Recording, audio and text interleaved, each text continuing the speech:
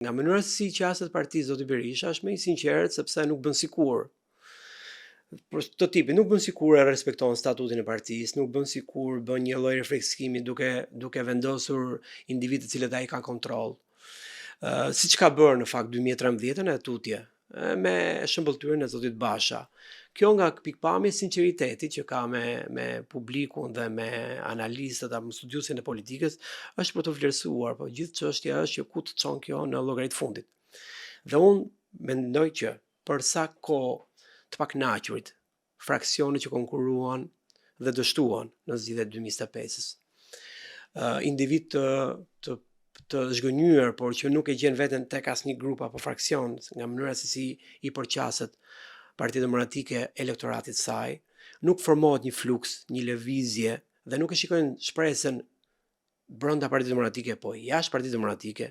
Unë shikoj që ajo parti do ta marrë me vete me gjithë fatin biologjik që ka zoti Berisha atë. Në qoftë se ne do kemi individ flukse të cilët do fillojnë të besojnë që shpresa nuk është brenda Partisë Demokratike, po shpresa është jashtë Partisë Demokratike. Shpresa nuk është konkurrosh me Partinë Demokratike, po të konkurrosh duke pasur përballë Partinë Demokratike. Shpresa nuk është duke qenë fasad e numrave, llogarive dhe rregullimeve, trukime që bën zoti Berisha për llogaritë e tij brenda Partisë Demokratike, por një reagim dhe reflektim thellë vetë të djathtas në përgjithësi. Nuk do të kemi ndonjë ndryshim, mendoj unë, afatmesëm si e shohun aktorët se si janë pozicionuar.